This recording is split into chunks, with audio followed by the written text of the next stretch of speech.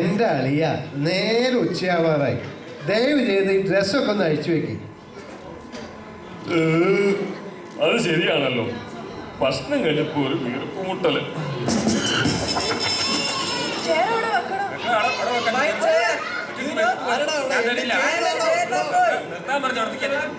എന്റെ ചേർന്നാണോ? അവൻ എവിടെ പോയി? അവൻ ചേറും കൊണ്ട് മുങ്ങി.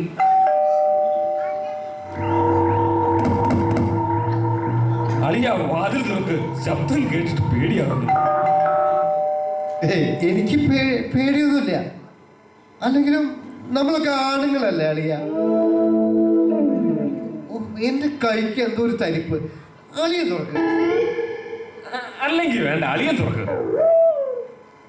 ഒരു കാര്യം, നമുക്ക് രണ്ടുപേർക്കും കൂടി തുറക്കാം. റെഡി, 1 2 3.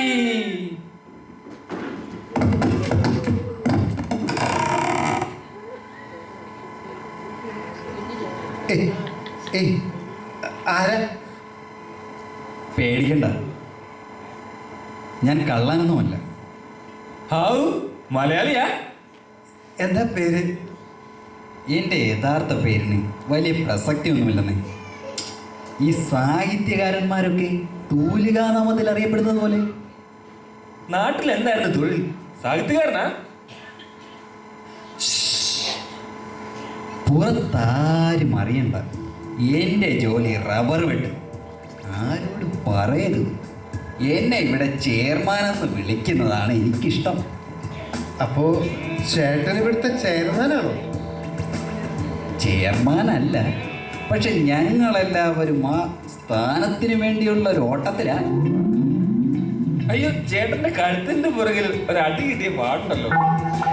അത് ഇവിടത്തെ ഒരാളെ ചേറ് കിട്ടാതെ വന്നപ്പോൾ മയക്കൊണ്ട് തലക്കടിച്ചാന്ന്.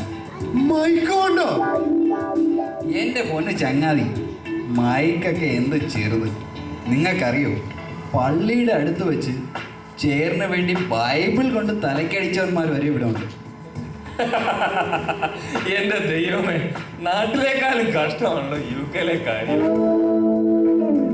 ഞാൻ ഓടി വരുമ്പോൾ പുള്ളി 4 ആളോട് വചനം പറയുകയായിരുന്നു. കണ്ട പാടെ ചേറിന് വേണ്ടി പിടി വരികയായി. കിട്ടാതെ വന്നപ്പോൾ ഒരൊറ്റയായി. ഒരു കാര്യം മനസ്സിലായി, എന്തെങ്കിലുമൊക്കെ അഭിനയിച്ച് എങ്ങനെയെങ്കിലും ചേറിൽ കയറി പറ്റുക. ഇവിടെയും ഈ ഇലക്ഷനും പരിപാടിയൊക്കെ ഉണ്ടോ? ഹോ, ഉണ്ടോന്നോ? കഴിഞ്ഞ വർഷത്തെ ഇലക്ഷന് ഞാൻ തോറ്റുപോയി. ജയിച്ചിരുന്നെങ്കിൽ ഞാൻ ആ കസേര 3 വർഷം തികച്ചേനെ. ഇതെന്താ റോളിംഗ് ട്രോഫിയാണോ? ചതിച്ചത് നമ്മുടെ ചാക്കോച്ചനാണ്. അവൻ കാലുവായി. ഇപ്രാവശ്യം ഞാൻ 2 3 ബാരലും 3 കിലോ ചിക്കനും കൊടുത്താ സൽക്കരിച്ചത്. അതിൻ്റെ നന്ദി അവർ കാണിച്ചു. ചേട്ടനാ ചെയറവിടെ വെച്ചോളൂ. ഓ, എന്നിട്ട് വേണം നിങ്ങൾക്ക് അതിൽ കയറി ഇരിക്കേ. സമയം എന്തായി? സമയം 7:45. ഇനി ഞാൻ ഇവിടെ നിന്നാൽ ശരിയാവില്ല. ടെസ്കോയിലെ റെഡ്യൂസ്ഡ് സെയിൽ കഴിഞ്ഞു പോകും. അപ്പോൾ ഞാൻ പോട്ടെ.